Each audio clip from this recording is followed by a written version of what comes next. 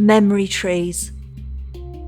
Have you ever planted a tree to mark a special occasion or as a memorial? Do you remember another time or place through a tree? These next stories explore how trees twine with our lives and can be a place to hold our memories. In memory of my parents, I have planted a Victoria plum tree, a conference pear tree, and a gooseberry bush in my back garden. And I look at them from my lounge window every day throughout the seasons. From new growth in the spring to fruit in the summer, and providing a resting and rejuvenation period during the winter. They also provide physical support and food for the birds. Another memory I have about trees is when I was in Algeria visiting my sister. We went to the graveyard. So obviously, my mother was buried in a graveyard in Algeria, and the graveyards are really, really open. It's actually quite beautiful because it's sunny. It's so really light. And I remember going to my father's grave, and there was actually my father's grave was quite neglected, and there was a couple of really dried trees. But I was always warned not to go near it because anywhere that's dry, you get lots of insects and sometimes snakes. So I was never going near it.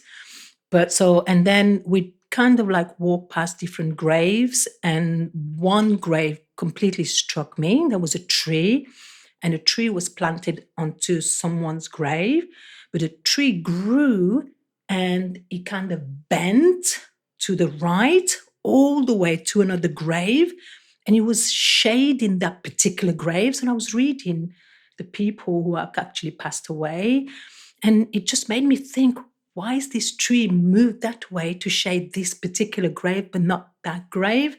It just really brought tears to my eyes. It made me really feel very emotional to think how the life of a tree can go like that and what is the meaning. So that was really, really emotional to see that. That's another story about trees, really, and the amazing things they bring. As a child, in the first 20 years of my life, I grew up in a small village in Lincolnshire. And one of the first trees I used to climb was ash tree, where it had received some damage and part of the outer bark was missing. The inside had rotted, so you had a crescent-shaped tree that you could climb up, and you could cut footholds out into the inner wood. And that's the first tree I actually found a stag beetle in, which is the only time I've ever seen one. Absolutely brilliant thing to see. It's something over an inch long. And one of the other areas we used to play was what we call the swamp, which was basically a very marshy ground next to the stream.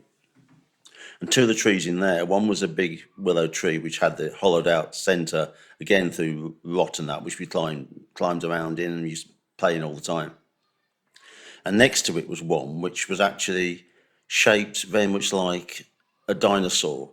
It had a humpback, a long neck, and then the trend up to the main part of the tree. And this again had received some damage, and the back was actually hollowed out so that you could sort of sit inside there and sort of hide away or whatever. And it just actually added to the idea of it being an animal. It was brilliant watching these trees around the place. It was so much fun, so much fun, so much fun, so much fun, so much fun.